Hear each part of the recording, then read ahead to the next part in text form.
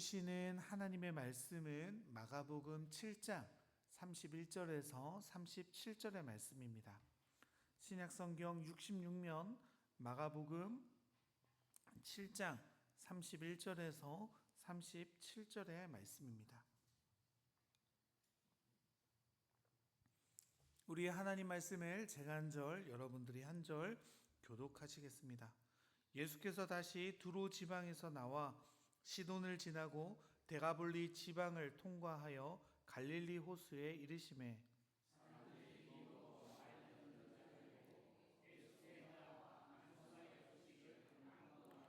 예수께서 그 사람을 따로 데리고 무리를 떠나사 손가락을 그의 양귀에 넣고 침을 뱉어 그의 혀에 손을 대시며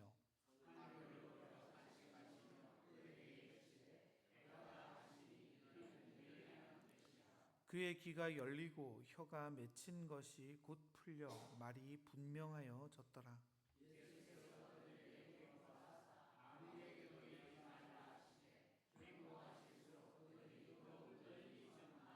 함께 읽겠습니다. 사람들이 심히 놀라 이르되 그가 모든 것을 잘 하였도다. 못 듣는 사람도 듣게 하고 말 못하는 사람도 말하게 한다 하니라. 아멘. 할렐루야. 오늘도 주님 앞에 예배하러 나오신 우리 명가의 성도 여러분 환영하고 축복합니다. 우리 그 마음을 담아서 앞뒤 좌우로 동일하게 우리 성도들과 함께 인사 나누셨으면 좋겠습니다. 사랑합니다. 이렇게 고백하실까요? 감사합니다. 우리 좀 전에 사랑합니다 라고 고백하셨는데 우리가 잘 아는 개그이겠지만 지역별 사투리 아시죠? 사랑합니다 라는 것들을 지역별로 어떻게 표현하는가 하는 이야기들이 있습니다. 경상도 어떻게 한다고 하는지 아세요? 내 알을 놔둬 이렇게 하잖아요. 전라도는요 어따 거시기 혀여이 이렇게 한다고 합니다. 충청도는요 이렇게 한다고요.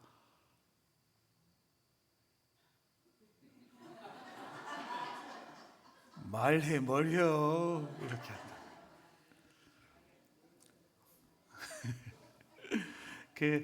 사랑합니다라는 단어들을 이렇게 다르게 표현하잖아요. 그런데 생각해 보세요. 나는 사랑한다고 내 알을 놔도 어따 거시기 혀요 이렇게 말하는데 이것들을 듣는 사람이 알아듣지 못하면 그 사랑은 온전히 전달되지 못함이 분명합니다. 오늘 본문에서는 주님께서 보이시는 치유의 역사들이 나타나죠. 그런데 주님은요 허투루 하시는 일이 없어요. 주님은 분명히 의도를 가지시고 제자들과 그 고치시는 대상 가운데 만지시고 선언하시는 일들이 나타나게 되어집니다. 우리는 오늘 예수님의 치유 사건을 통해 예수님이 누구신지를 분명히 알고 고백할 수 있는 저희들 되기를 바랍니다. 그리고 우리 삶 속에서 하나님이 우리에게 날마다 말씀하시는 바를 누구보다 빨리 캐치해서 하나님이 원하시는 삶을 살아가는 우리 명강교회 되기를 간절히 바랍니다. 지난주 예수님께서는요 이방인의 도시 두로로 향하셨죠.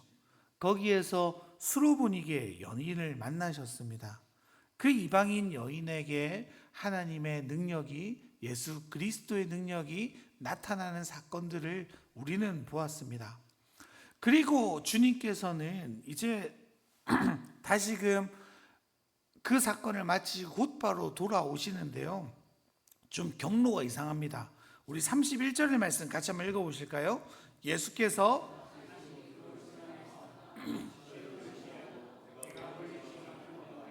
갈릴리 호수에 이르시매 우리가 요 말씀만 보면 뭐가 이상하다는 거지 라고 생각하실 수 있으실 것 같아가지고 제가 지도 하나 준비했어요. 띄워주시겠습니까? 보이세요? 네, 두로라는 지방이 어디냐면요 족이 있습니다. 그런데 지금 오늘 본문에서 보면 두로에서 어디로 가십니까? 시돈으로 가시죠. 31절 말씀에 근거해 볼까요? 시돈으로 가세요. 근데 예수님이 원래 어디에 계셨어요? 갈릴리에 계시잖아요. 그럼 내려와야 되는데 지금 어디로 가셨어요? 올라가셨어요. 그리고 나서 또 어디로 가셨습니까? 데가볼리로 갔어요. 갈릴리로 안 가시고 어디로 가셨어요? 내려가셨어요. 그리고 나서 어디로 가셨습니까? 갈릴리 호수 인근으로 가게 되시는 겁니다. 두로에서 시돈까지는요 한 30km 정도 걸린다고 해요. 시돈에서 데가볼리까지는 한 120km. 그리고 그 데가볼리에서 다시 갈릴리 호수까지 또 50km 정도의 길이가 나온다고 합니다. 더하면 대략 이제 얼마 정도 나옵니까? 한 250km? 뭐 한 그 정도 거리가 나오게 될 것 같은데요. 주님은 일로 이 길을 뺑 돌아서 갈릴리로 향해 가시는 여정을 마가가 설명해 가고 있는 겁니다. 여러분, 갈릴리 저 호수에서요 동쪽편 데가볼리 그리고 저 네모돼 있는데 보이시나요? 갈릴리 호수에 거기 오른쪽에 보면 뭐가 있습니까? 거라사이죠. 거라사 지방하면 뭐가 떠오르세요? 돼지떼 사건 기억나시죠? 이방인 지역이라고 말씀드렸잖아요. 갈릴리 호수 동편은요 이방인과 유대인들의 경계 지역이 있습니다. 그러니까 지금 예수님이 돌아가시는 루트는 뭐예요? 유대인의 땅들인 거예요? 이방인의 땅들인 거예요? 이방인의 땅들을 주님이 이렇게 돌아가시는 일들을 보여주고 있는 거죠. 이게 성경에서 왜 저렇게 돌아가셨는지에 대한 이해가 명확하게 나오지 않습니다. 주석들도 찾아보고 했는데 분명한 이유를 잘 보여주지 않아서 저것만 가지고 한참을 고민했던 것 같아요. 마가복음 앞선 본문도 읽어보고 뒷본문도 읽어보고 책도 찾아보고 하다가 고민 끝에 한 가지 해답을 알게 되었습니다. 바로 지난주 본문이었던 스로보니게 여인의 고백 때문이었다는 사실을 알게 되었어요. 스로보니게 여인이 주님께 뭐라고 요청합니까? 주님, 이 이방인 같은 나에게 자녀에게 떡을 준 그 부스러기 같은 은혜라도 내게 주실 수 없습니까? 라는 고백에 주님은 그 여인을 칭찬하셨죠. 주님은요 지금 그 부스러기 같은 은혜들을 이방 지역을 돌아다니며 계속 끼치고 계셨다는 이야기입니다. 주님은요 아마 제자들에게 말씀하고 싶으셨던 것 같습니다. 이방인들에게도 지금 예수님의 능력이 어떻게 나타나는지, 그리고 예수님이 궁극적으로 하셔야 하는 사역이 무엇인지를 제자들에게 눈치 있게 깨닫기를 바래 가시는 여정이었을 거라고 생각이 듭니다. 주님은요 지금 이 이방 지역들을 돌며 과연 어떤 이야기들을 제자들에게 들려주고 싶어 하셨을까요? 우리 다음에 볼 본문이지만 마가복음 8장 31절 같이 한번 읽어볼까요? 인자가 많은 고난을 받고 장로들과 대제사장들과 서기관들에게 버림받아 죽임을 당하고 사흘 만에 살아나야 할 것을 비로소 그들에게 가르치시되. 여러분, 사실 이것 때문입니다. 주님께서는요 이제 제자들에게 자신이 누구신지 밝히시게 됩니다. 저 말씀에 의하면 주님이 이제 어떻게 되신다고요? 죽으시고 다시 살아날 것들을 제자들에게 알려주시는 거예요. 그리고 우리가 잘 아는 것처럼 주님은 부활하시고 40일 동안 제자들을 마저 가르치신 이후에 어디로 가십니까? 하늘에 가시죠. 하나님 보좌 우편으로 가시게 됩니다. 그들은 예수님만 바라보고 쫓아왔지만 이제 그들에겐 예수님이 계십니까? 아니요, 주님이 계시지 않아요. 그러면 주님께서 하시던 이 치유의 사역들은 누가 감당해야 되는 거예요? 예수님의 제자들이 감당해야 하는 거죠. 주님은 그 주님께서 지금 하시고 계시는 그 사역의 마음들, 사역의 뜻들, 사역의 능력들이 예수님에게만 머물 것을 원하지 않으셨습니다. 지금 제자들에게 주님이 걸어가시는 걸음걸음을 보여주시면서 제자들이 궁극적으로 어디를 향해 나아가야 하는지를 분명히 보여주고 계신 거죠. 그 일을 위해서 주님은 지금 제자들과 함께하고 계시지 않으십니까? 제자들을 데리고 다니며 말씀하시고 보여주시고 능력을 전해 주기도 하셨습니다. 그렇게 저렇게 긴 기간을 돌아가면서 사실 생각해 보세요, 여러분. 200km가 넘는 길들을 걸으려면 쉬운 일이 아니죠. 어제도 저 5km 이제 집사님이랑 달리기 했는데 죽을 뻔했어요. 심박수가 175가 나와가지고 막 심장이 터질 뻔했거든요. 그 짧은 거리를 가는 것도 그렇게 힘든 일인데, 그 쉬지 않고 그 길들을 걸어 다니시면서 사람들을 만나시고 사역하시며 걸어가는 그 길들은요, 쉬운 일이 아니었을 겁니다. 그럼에도 불구하고 제자들이 이 깨달아야 할 건 뭐예요? 예수님이 어떤 분이신지, 예수님이 어떤 마음으로 그 길들을 우리와 함께 걸어가셔야 할지, 그리고 주님이 계시지 않은 다음에 나는 과연 어떤 자로 사역해야 할지를 그들이 깨달아 써야 하는 겁니다. 주님은 그 일을 위해서, 주님의 계획과 주님의 마음을 알게 하기 위해서 제자들에게 말씀하시고 보여주시고 있는 거죠. 사실 여러분, 우리 교회가 그런 일들을 위해 부름받았지 않습니까? 교회의 목적이 뭡니까? 하나님을 예배하기 위함이죠. 하지만 그것보다 더한 하나님의 부르심이 있습니다. 뭐예요? 복음을 전하라는 거죠. 주님이 하셨던 사역들을 우리가 이어받아 이 땅 가운데 하나님 나라를 실현해 내야 되는 사명이 저희들 가운데 있는 겁니다. 우리 명관교회는 어떻습니까? 여러분들은 걸어가는 걸음마다 주님의 마음으로 또 주님의 능력으로 사역하고 계십니까? 주님의 말씀으로 매일매일을 걸어가고 계십니까? 명왕교회 이랬더니 서목사 너만 잘하면 된다 이런 표정이신데, 여러분 교회가 뭐라고 말씀드렸어요? 접니까? 우리 교회당입니까? 또 대답하셔야 되는데, 교회당이에요? 아니죠. 교회가 뭐예요? 접니다 하셔야 돼요. 교회가 뭡니까? 다시요. 교회가 누구라고요? 맞아요. 여러분들이에요. 저한테만 해당되는 게 아니에요. 여러분들이 걸어가는 걸음마다 주님의 마음으로, 주님의 말씀으로, 주님의 능력으로 걸어가고 계신가요? 주님이 그것을 위해서 우리 가운데 누구를 보내주셨어요? 보혜사 성령 하나님을 보내주시죠. 우리의 한시도 떠나지 않고 우리의 갈 길을 알려주시고, 우리에게 해야 되는 사역들을 알려주시고, 우리가 담당해야 되는 일들을 우리 가운데 명확히 보여주십니다. 지금 주님은 그 일을 위해서 제자들을 데리고 다니시는 거죠. 그래서 오늘 본문은요, 그 부스러기 같은 은혜가 어디로 향하고 있는지, 그리고 그 은혜를 끼치는 분이 정말로 누구인지를 주님께서 좀 더 구체화해서 제자들에게 보여주고 계시는 거죠. 지금 주님은 어디에 계십니까? 데가볼리 지방을 통과해서요, 갈릴리 호수에 이르셨다라고 했습니다.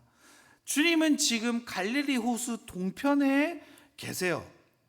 이제 이 지역에서 우리 다음 주에 보겠지만 칠병이요, 물고기 7개와 보리떡 7개와 물고기 2마리로 4,000명을 먹이시는 사건들이 바로 그 지역에서 일어나게 되어집니다.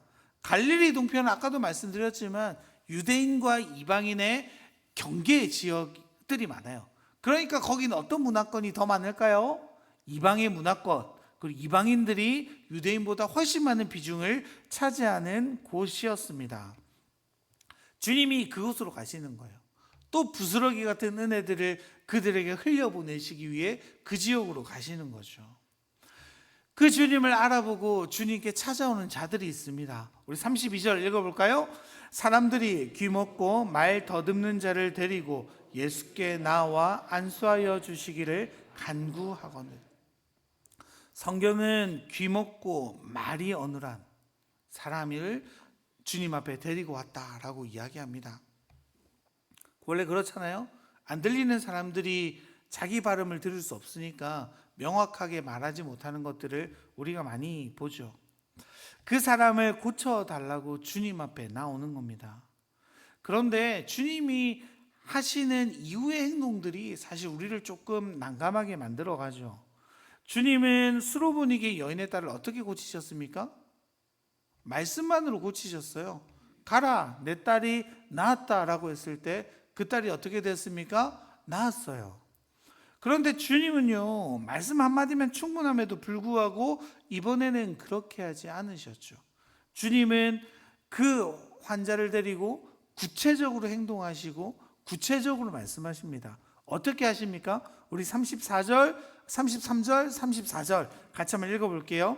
예수께서 그 사람을 따로 데리고 무리를 떠나사 손가락을 그의 양귀에 넣고 침을 뱉어 그의 혀에 소를 대시며 하늘을 우러러 탄식하시며 그에게 이르시되 에바다 하시니 이는 열리라는 뜻이라. 우리가 먼저 보아야 할 게 있습니다. 예수님은 그 사람을 어떻게 하셨습니까? 따로 무리에서 떨어지게 해 주님과 독대하게 하셨습니다. 그리고 나서요, 귀에 손가락을 넣으시고 침을 뱉으셔서 그 혀에 손을 올리셨습니다. 손에 침을 뱉었는지 그 사람 혀에 침을 뱉었는지 알 수 없어요. 아무튼 이렇게 침을 뱉으셨어요. 좀 불쾌하지 않겠습니까? 잘 모르겠어요. 그런데 여러분, 예수님께서 이런 행위들을 하시는데 그냥 하셨을까요?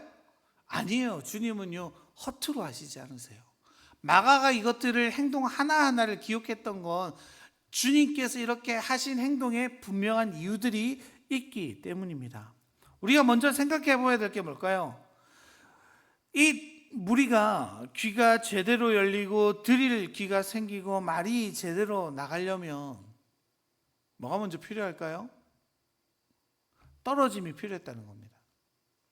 여러분, 사실 주님은요, 육신의 귀를 고쳐주시는 행동을 하시지만 그것들을 통해서 지금 뭘 보여주고 싶으실까요?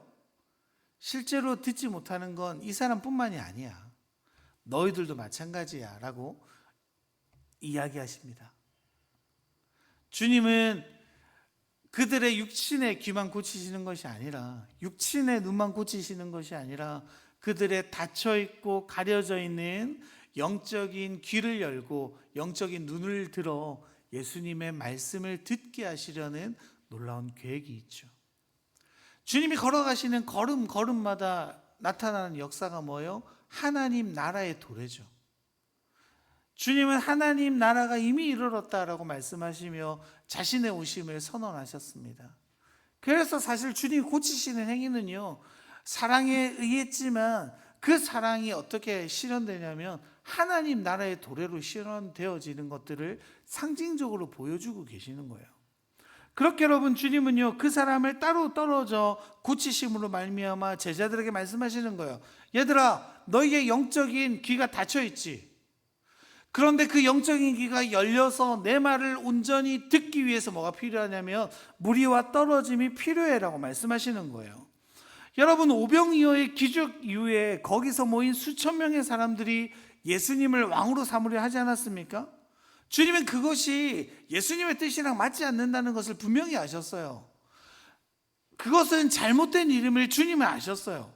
그래서 주님이 그 무리들로부터 제자들에게 행하신 일이 뭡니까? 제자들 떨어뜨려 배를 타고 황급히 떠나게 하셨던 거죠. 여러분, 이게 어떤 의미입니까? 우리가 들을 길을 갖기 위해서는요, 분리됨이 필요하다는 거예요. 오직 예수님과만 만나는 독대의 시간이 필요하다는 겁니다. 그때 비로소 우리의 귀와 우리의 입이 제대로 열리게 되는 거죠.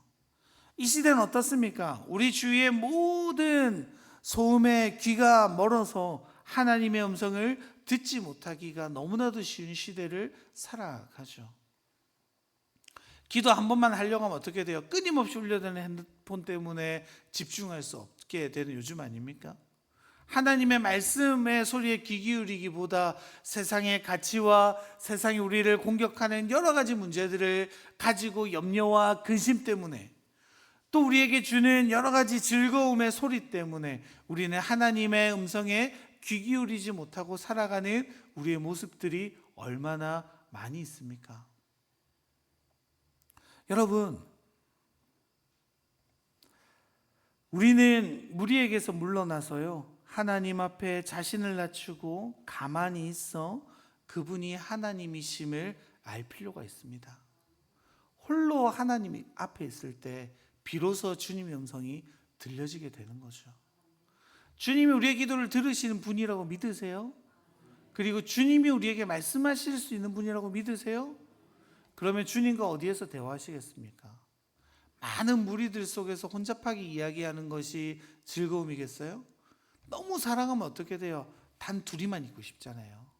단 둘이만 대화를 나누고 사랑을 나누고 교제하는 시간이 얼마나 즐거우세요?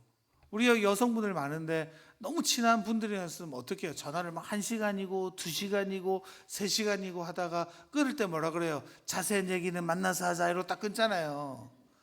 그 내가 좋아하는 그 사람의 목소리와 관심사는 그렇게 듣고 싶어 하면서 왜 주님과는 단둘이 대화하는 것들을 어려워하십니까?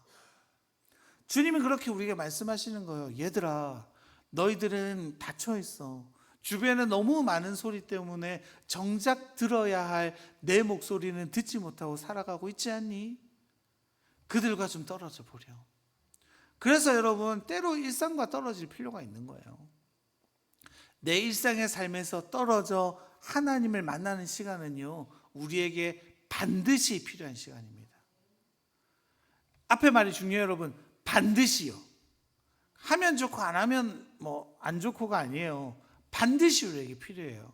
왜냐하면 주님과의 교제가 우리를 살리고 주님의 음성이 우리를 바로 보게 하고 주님의 뜻이 무엇인지 알려주는 지표가 되기 때문입니다.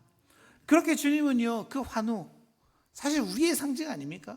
영적인 우리의 모습을 보여주는 그 사람 아닙니까?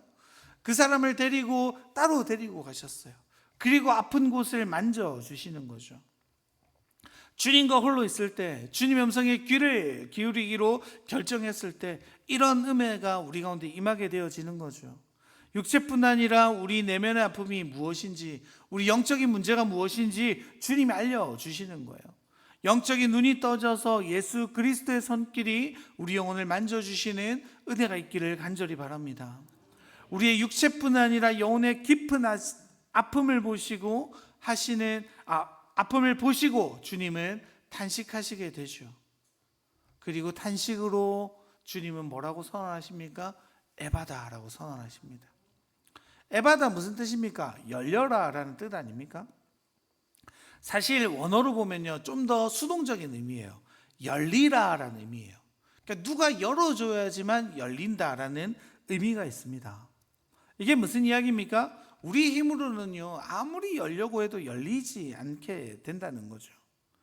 하나님이 열기로 결정하시고 하나님과 만나주시고 하나님이 열리라라고 선언해 주시지 않는 이상 우리는 열릴 수 없는 존재라는 겁니다. 주님 앞에 설 때 우리는 이런 경험들이 있지 않습니까? 주님을 진정으로 만날 때 우리는 뭐라고 고백합니까? 주여 나를 떠나소서, 나는 뭐라고요? 죄인이로소이다. 이 고백이 뭐예요? 나는 주님 앞에 아무런 가치도 없는 인간입니다. 내가 구원을 이루기에는 너무나도 연약한 존재입니다. 주님을 만날 때야 비로소 우리가 누구인지 우리는 깨닫게 되어지죠. 그때 주님 뭐라고 하시는 거예요? 열리라라고 말씀하시는 거예요. 닫혀있는 영적인 귀를 열어주시고 그 눈을 열어주셔서 내 앞에 있는 분이 참으로 누구인지를 발견케 하시는 겁니다.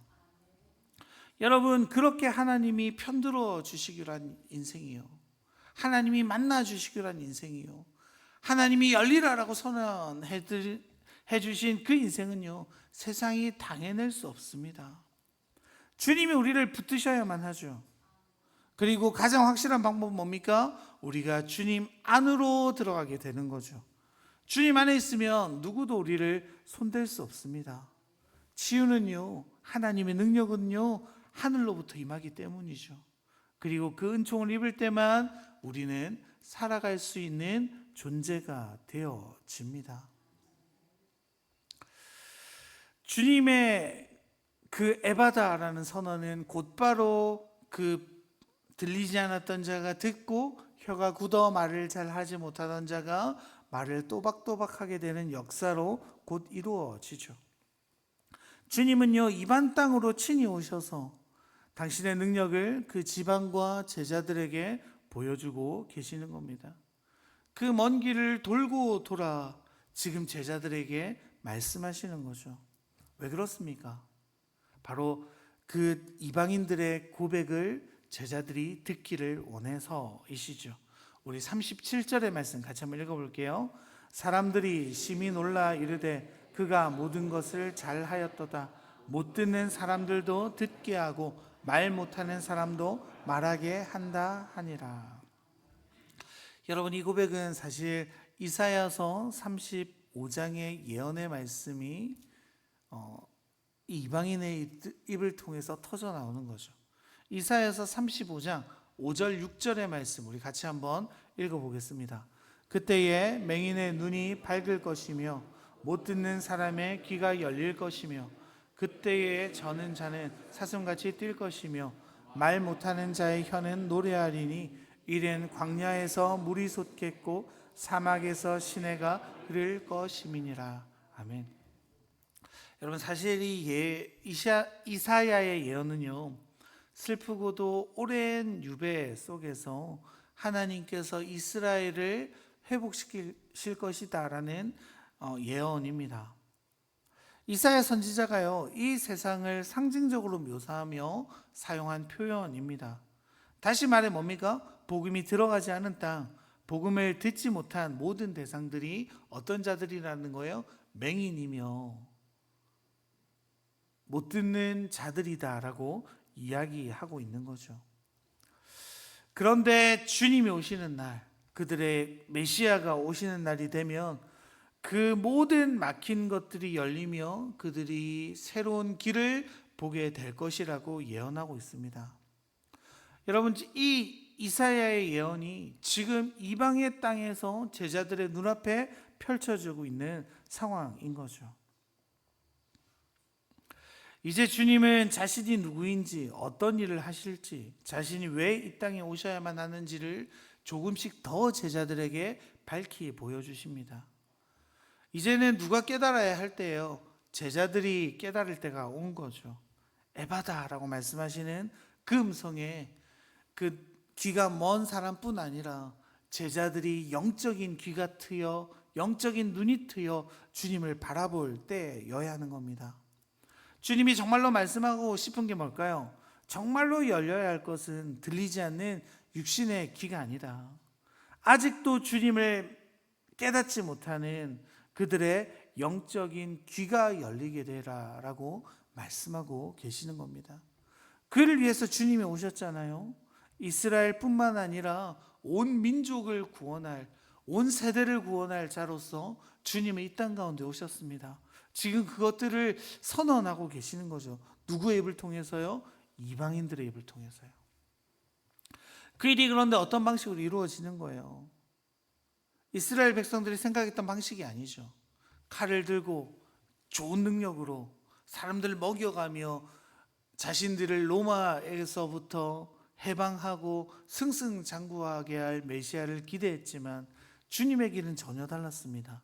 순환을 통해서, 고통을 통해서, 수치를 통해서 그 일들을 감당하기로 결정하셨죠.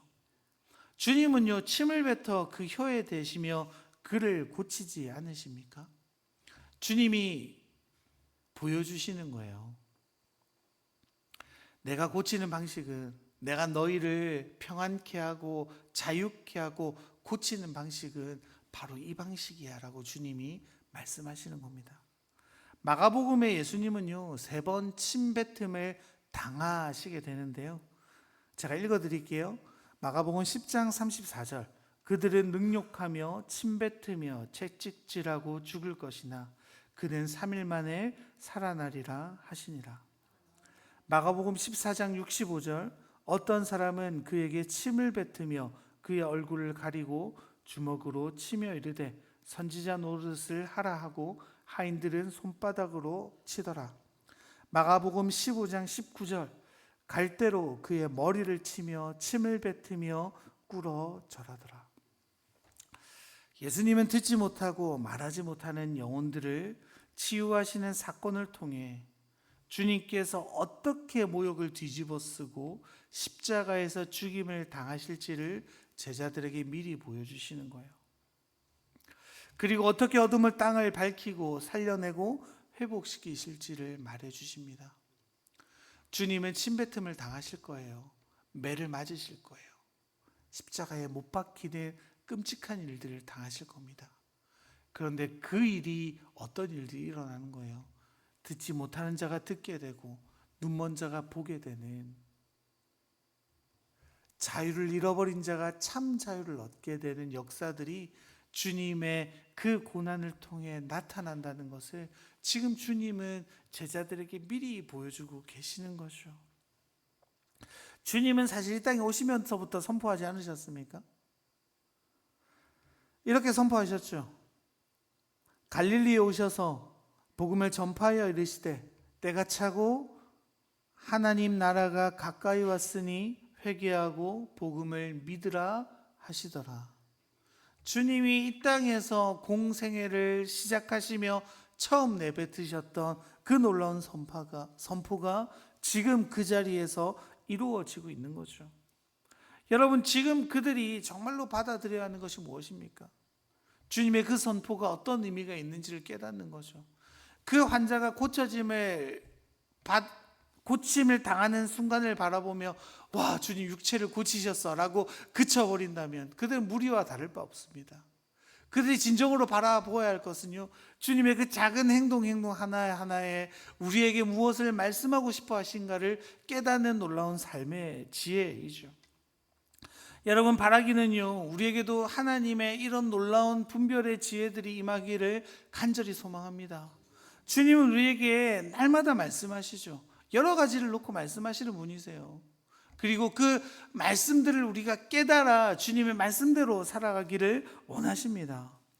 주님께서는요, 이를 통해서 진리를 알지 못했던 사람들이 머지않아 하나님의 거룩한 말씀을 듣고 이해하게 되리라고 기대하시는 거죠. 거룩한 진리를 듣지 않고 행할 바를 실천하지 못하는 자들이 참으로 기머거리라는 사실을, 그리고 그 제자들이 깨어나기를 주님이 바라시고 계십니다. 주님은 열림을 원하시는 거예요. 영적인 열림을 통해 주님이 누구신지를 분명히 알기를 원하시죠. 그리고 주님이 어떤 길을 걸어가시기를 알기를 원하시죠. 왜요? 우리가 그렇게 살아내야 되거든요. 우리가 그런 자들이거든요. 사실 여러분, 그렇습니다. 우리가 매주 주일날 나오는 이 예배 자리가요, 열림을 위한 자리죠. 우리는 예배를 통해 우리의 길을 열어주시는 하나님을 경험하고 가십니까? 세상의 소리에 귀를 닫고 하나님의 소리에만 귀를 기울이기를 원하십니까?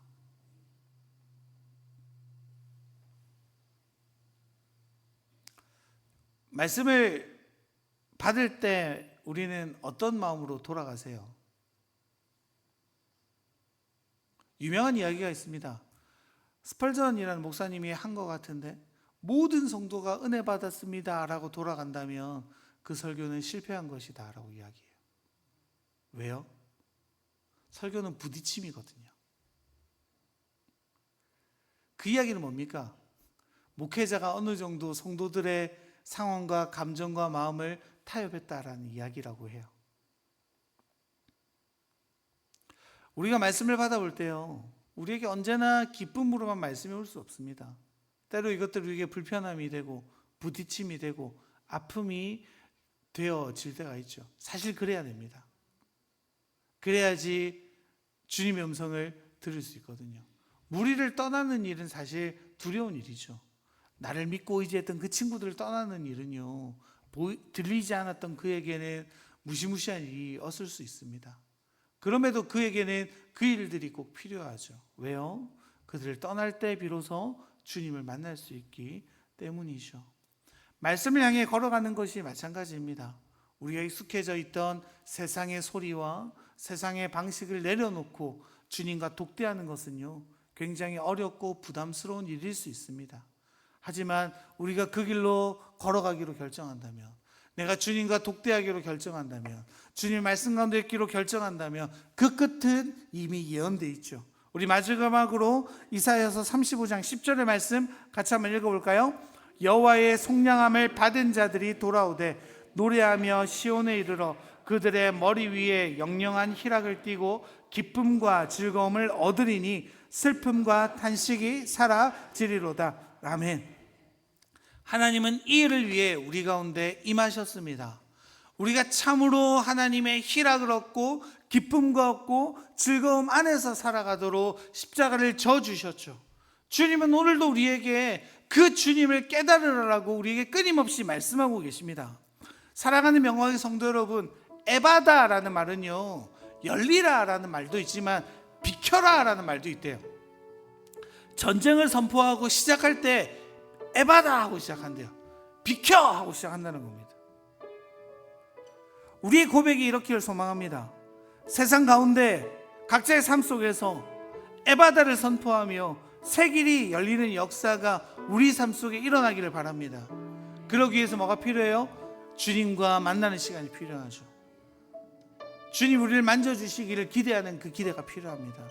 우리의 영적인 귀가 열리고 영적인 눈이 열려 하나님이 누구시며 하나님이 나에게 무엇라고 말씀하시는 그 음성을 듣는 것이 무엇보다 필요합니다.